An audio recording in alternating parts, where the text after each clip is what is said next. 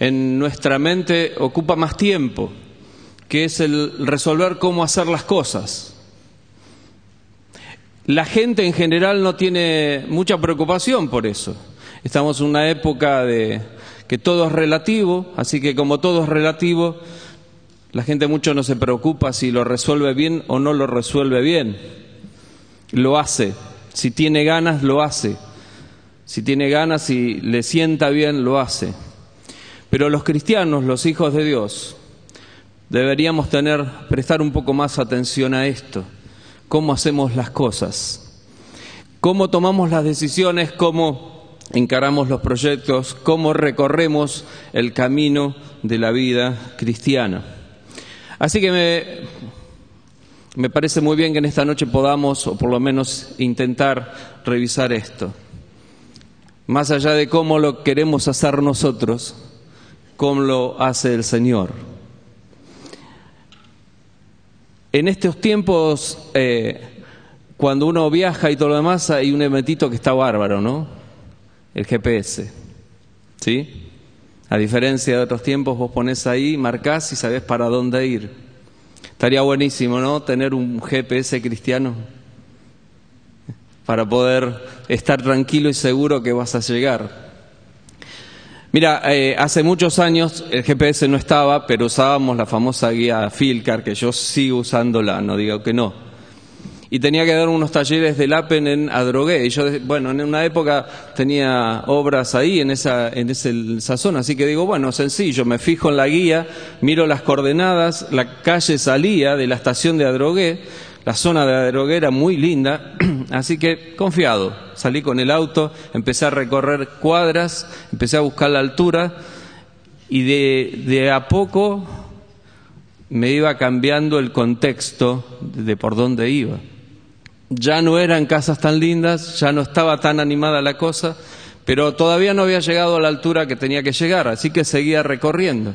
Y como ya, no sé si te pasó eso alguna vez. O decir, si me salgo de este lugar no sé dónde voy a parar porque no conozco nada. Seguí. Llegó un momento que se terminó la calle de asfalto. Pero ya me quedaba poco, me quedaban 7, 8 cuadras. Así que seguí.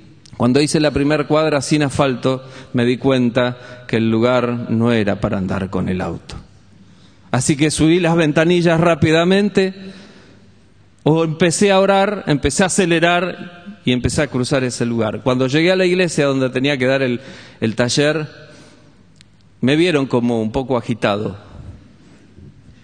Me preguntaron, le dije, no, lo que pasa es que vine, no sabía. No, me dice, ¿cómo te metiste por ahí? No, tenías que haber dado la vuelta por acá, hacer así, hacer lo otro.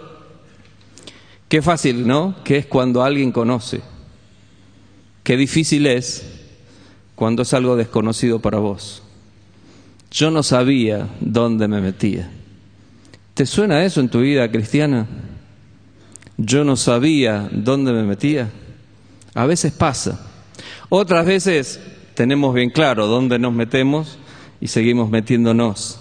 Pero vamos a revisar en esta noche por lo menos algunas cosas que me parece que son importantes.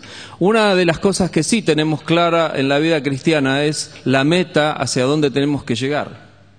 El lugar hacia dónde vamos y a dónde vamos a llegar. En eso no hay problema, ¿no? Está claro. Ahora el recorrido, el camino, las cosas que vamos a ir pasando mientras tanto, eso es otra cosa, ¿no? Entonces, ¿cómo estar seguro del recorrido para poder llegar a ese destino, para no equivocarnos? Además, el recorrido del camino por delante, como decía antes, es algo desconocido para nosotros. Muchas veces no sabemos exactamente qué viene por delante. Y por otro lado, en la vida cristiana, nosotros, el creyente, debe ser una constante de nuevas conquistas en ese camino. ¿Estás de acuerdo? No está muy bueno eso de que todo el tiempo sean derrotas. El cristiano debe proponerse en el Señor vivir una vida de conquistas, conquistar nuevos terrenos, nuevos territorios para cada una de nuestras vidas. Esa es la idea de Dios para cada uno de nosotros.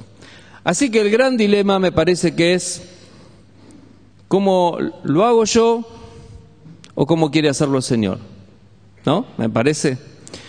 A veces yo tengo mis formas, tomo los caminos que a mí me parecen, agarro algunos atajos porque me conviene, pero otra cosa es muy distinta cómo lo quiere hacer el Señor. Así que me pareció bueno buscar un ejemplo bíblico para que revisemos, y en el cual me parece que es muy claro algunas cosas que el Señor nos quiere decir. Josué capítulo 3, allí menciona uno de muchos de los hechos que el pueblo de Israel vivió en ese tiempo como algo espectacular: el paso del río Jordán.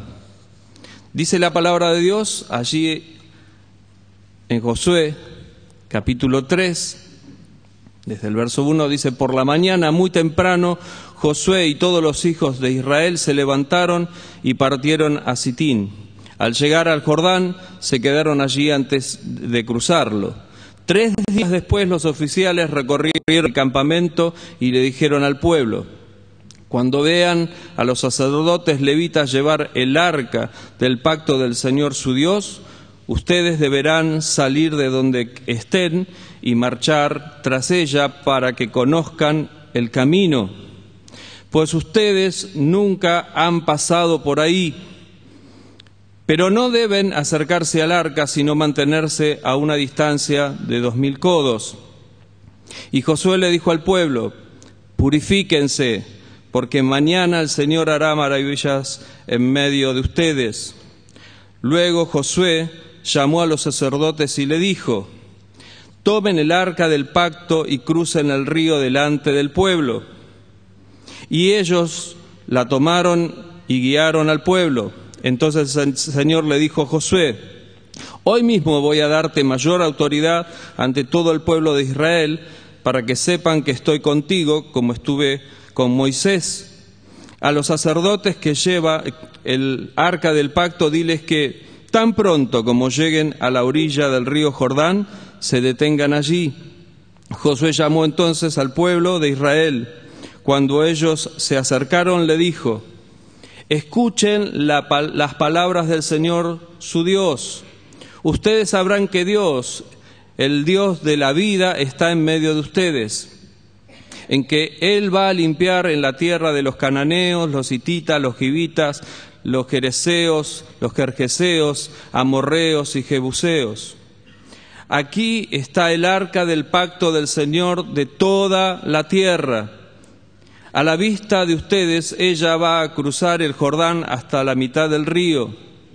Escojan a 12 hombres de las tribus de Israel, uno de cada tribu, y cuando los sacerdotes que llevan el arca de Dios y Señor de toda la tierra planten su pie en las aguas del Jordán, éstas se partirán en dos, y las aguas que vienen del río arriba se detendrán y se acumularán hasta formar un muro. Una historia apasionante del cruce del río Jordán. No sé por qué esta semana me puse a buscar en Google sobre el tema de este cruce y lo demás, y lo que aparece es de todo, ¿sí?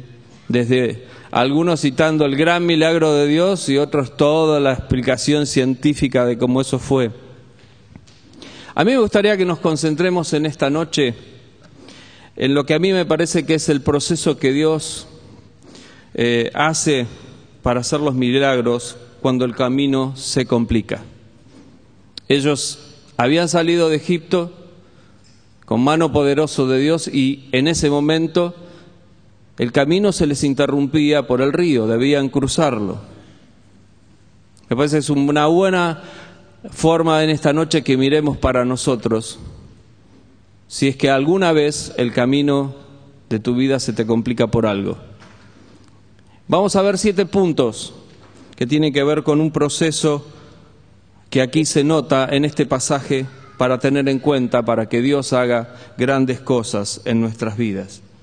El primero de ellos es estar seguro, es saber si es la voluntad de Dios.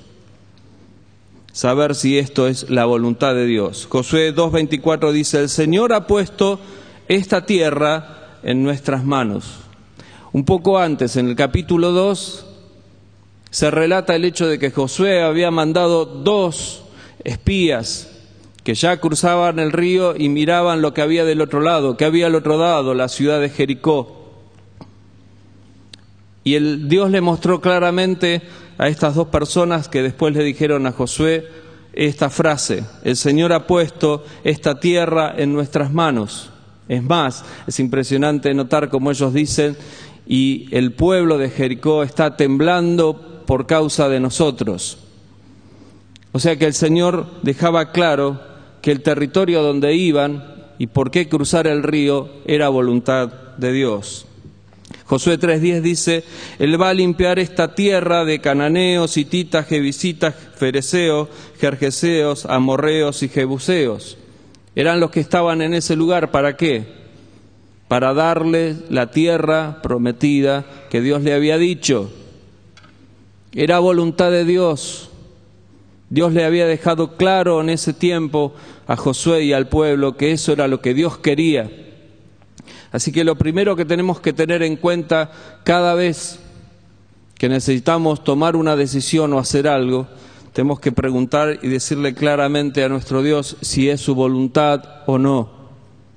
Cuando ellos llegaron a ese lugar, tenían claro de parte de Dios que debían avanzar. Esto nos enseña que si Dios nos muestra claramente que es su voluntad, no importa cómo sea, pero tenemos que hacerlo. Ahora, también nos deja claro que si Dios nos muestra que no es su voluntad, ni te muevas, quédate en el lugar. Y Dios es claro para mostrar cuando no es su voluntad también. Así que, en primer lugar, ten en cuenta esto, saber si el camino que vas a seguir, lo que vas a recorrer, lo que tenés que hacer es la voluntad de Dios. El segundo punto sería el reposar. Antes de atravesar algo desconocido, detenerse y reposar en Dios.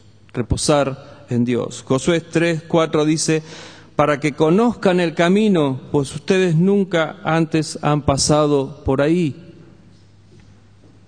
Si hay algo que angustia mayormente, yo lo trabajo con los papás de los chicos, es el hecho de, ¿qué nos angustia en general? Lo que no conocemos, lo desconocido.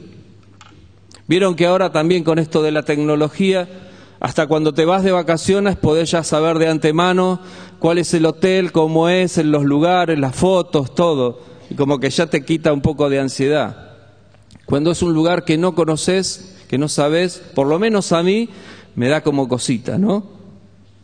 Cuando algo conocemos, ya es práctico. Yo creo que si a mi auto le pongo la llave y lo largo de mi casa, viene solo hasta la escuela o a la iglesia.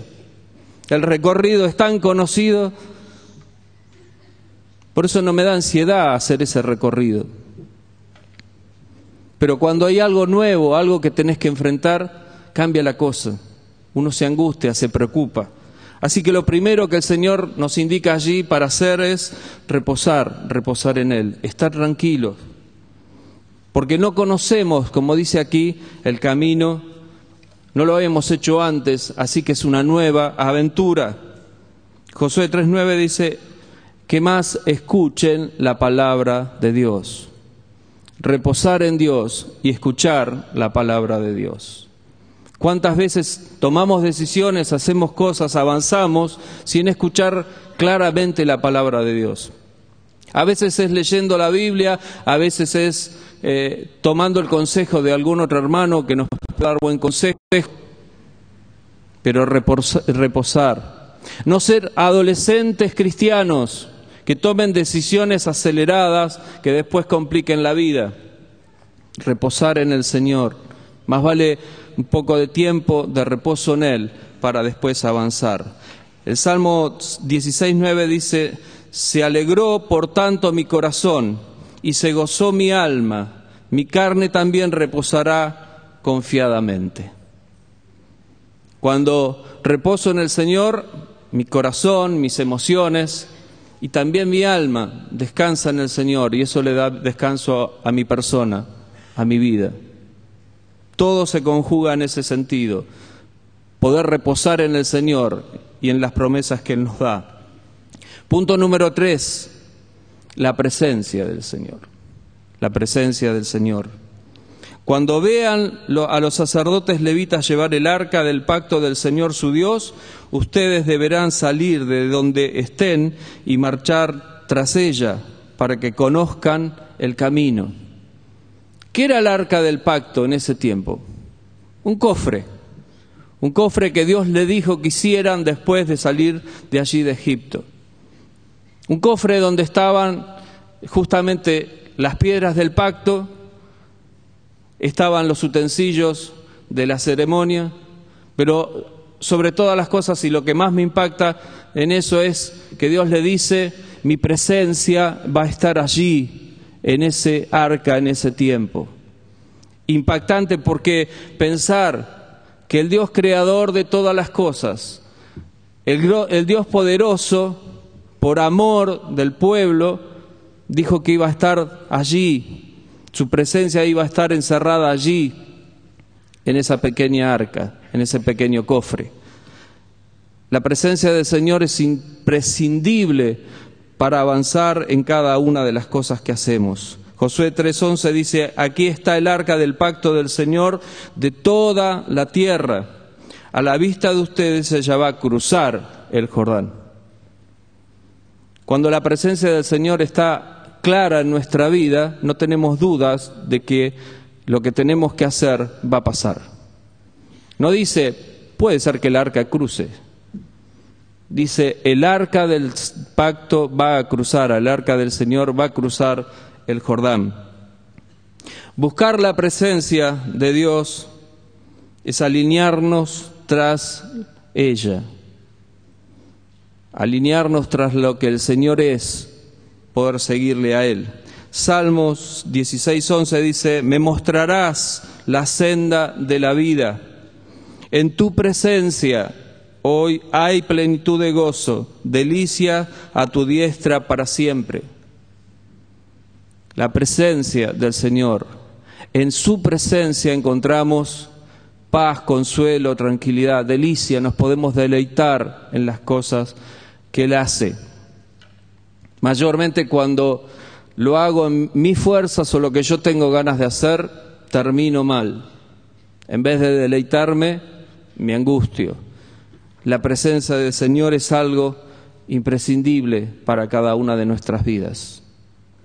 Gracias a Dios, en este tiempo, no es el arca del pacto, el Espíritu de Dios, su presencia está en nosotros. Darle la cabida necesaria al Espíritu en nuestra vida para deleitarnos con su presencia y que Él nos guíe y tener claro hacia dónde vamos a través de Él. Punto número 4. Seguros que Dios hace milagros. Estar seguro de lo que Dios hace o puede hacer. El pueblo tenía conocimiento de los milagros de Dios, ¿sí o no? El pueblo de Israel venía de haber sido sacado de Egipto con mano poderosa. Venía de cruzar el Mar Rojo, donde las puertas en las aguas se habrían abierto y vieron ese milagro. Claro, quizás muchos de los que ahora iban a cruzar el Jordán no eran esos mismos, había pasado ya bastante tiempo.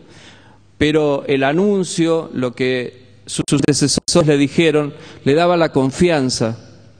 Conocían de los milagros de Dios y de la mano poderosa de Dios. Deuteronomio 26:8 dice: y Jehová nos sacó de Egipto con mano fuerte, con brazo extendido, con grande espanto y con señales y con milagros. Esto es algo que nosotros tenemos que tener claro en nuestra vida.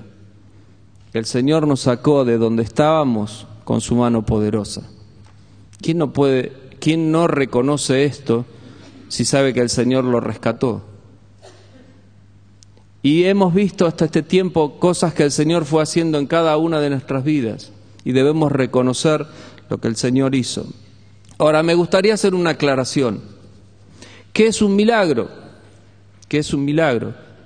Porque Tanto la salida de Egipto del pueblo de Israel como el hecho de pasar por el mar en aquel tiempo o tantas otras cosas eran milagros. ¿Qué es un milagro? Lo voy a explicar de la misma forma que lo hago con los nenes, para que se entienda. Que no es un milagro aquello que yo puedo hacer. Si yo lo puedo hacer y vos lo podés hacer, no es un milagro. Milagro es algo, tiene que ver con lo sobrenatural, con lo que yo veo que no puedo hacer. ¿Cuántas veces lo molestamos al Señor diciéndole, Señor, haz esto en mi vida? Y yo creo que Dios de arriba va a decir, nene, eso te corresponde a vos, lo podés hacer. ¿Qué es un milagro? Algo sobrenatural. Como dice Jim Cymbala, justamente Dios es especialista en hacer cosas grandes y fuertes en el momento que yo reconozco que no puedo hacer más nada.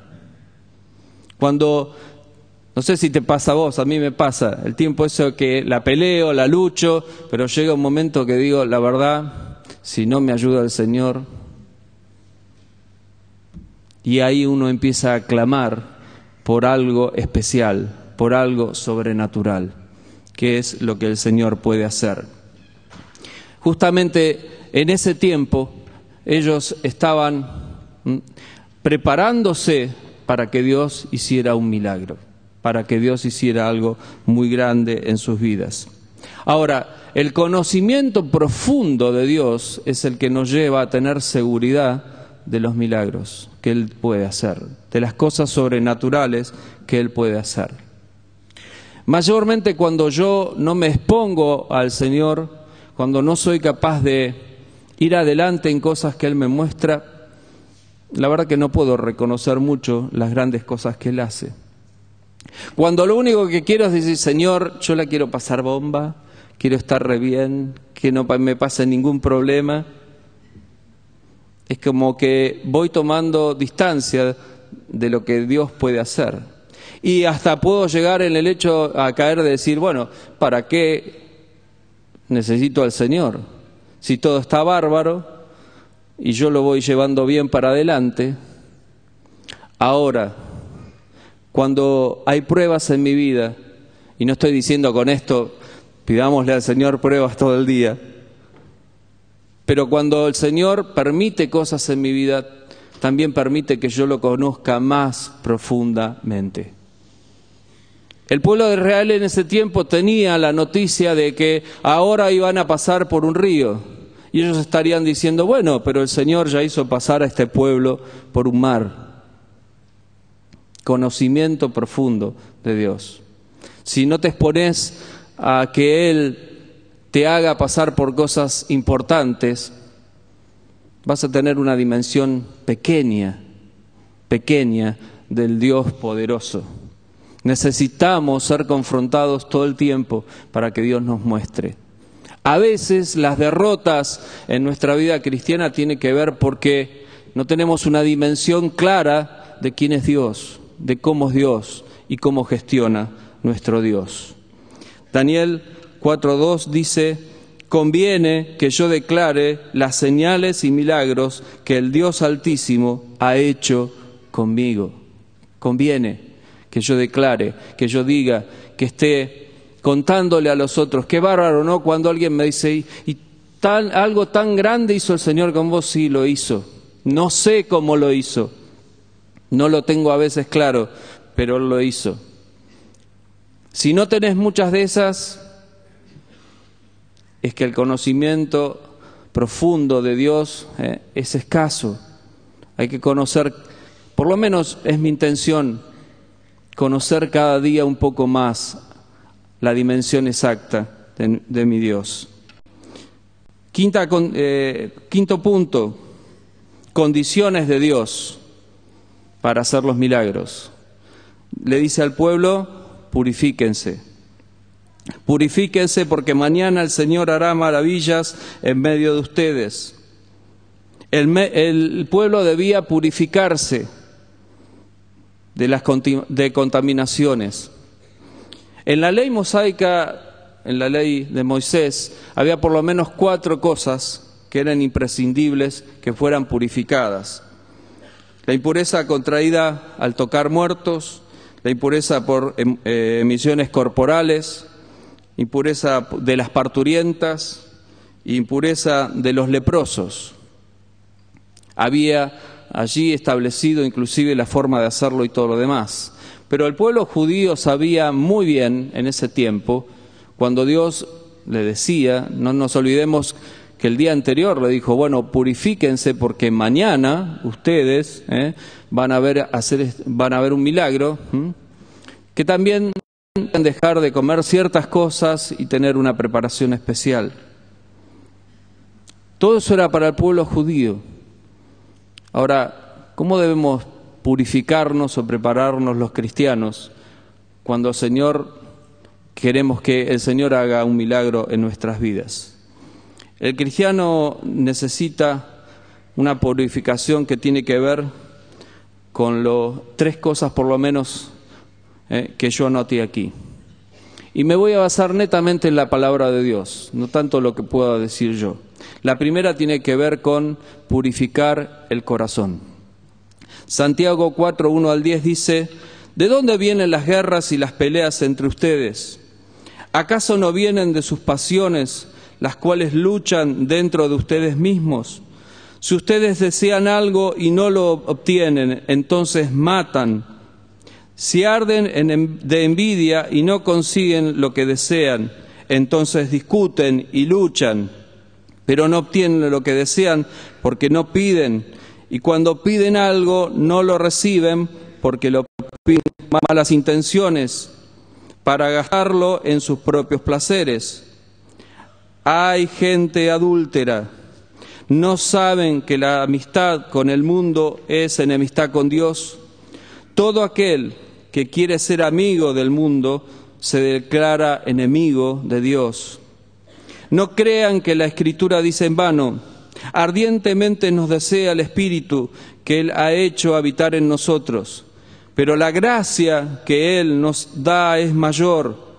Por esto dice, Dios se opone a los soberbios y da gracia a los humildes.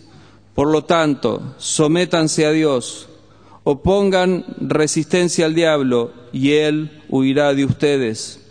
Acérquense a Dios y Él se acercará a ustedes. Límpiense las manos, pecadores, y ustedes los pusilánimes, purifiquen sus corazones, lloren y aflijan, hagan lamentos, conviertan su risa en llanto y su alegría en tristeza. Humíllense ante el Señor y Él los exaltará. Yo encuentro que esto no tiene nada que ver con una vida de cristiano que todo está bien. Para que el Señor nos muestre claramente cómo hacer las cosas, a veces necesitamos humillarnos profundamente delante de Él. En segundo lugar, lo que hay que purificar es el alma. Lo primero el corazón, en segundo lugar el alma. Primera Pedro 1 y parte del 2 también dice, llamamiento a una vida santa. Por